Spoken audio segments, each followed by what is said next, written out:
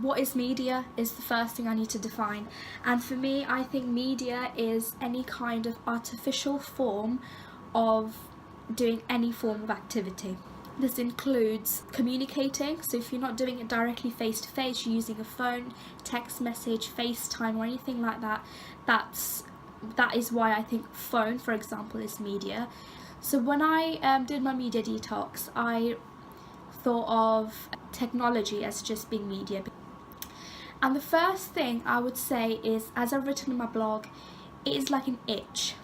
At the start of the day, first thing I do is go on my phone and look at my notifications, and me not being able to do that was like an itch. I felt irritated for a while. However, during the day it did get better. I became more focused, less distracted, and I was not multitasking. I was doing one thing at a time. It's not just me not being able to do things.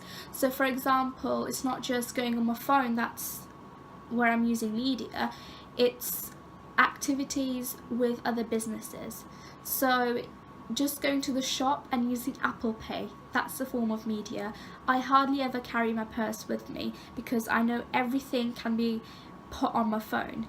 All my calendar, my dates, meetings, events, all stored on my phone. And another thing I found interesting during this experience was Snapchat. I think we don't realise how dependent we become on it. Every time I do something, even if it's just getting a cup of coffee, I want to tell my friends that I got a cup of coffee.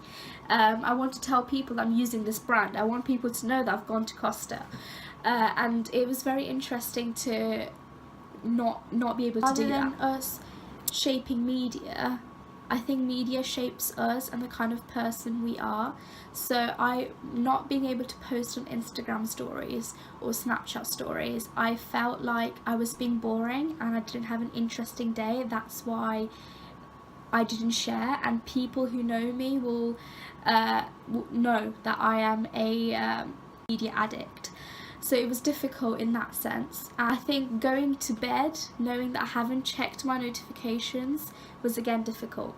So I couldn't just do the media detox any day I wanted. I had to think prior to this experience. I had to think about how am I going to study. I had to print out my notes so I didn't use my laptop. I also had to take cash out before, so I didn't use my card or Apple Pay.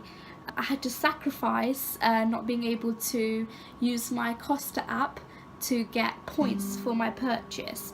But also businesses revolve around this digital age, so being able to scan your phone, being able to scan your points, it's all very much linked with media.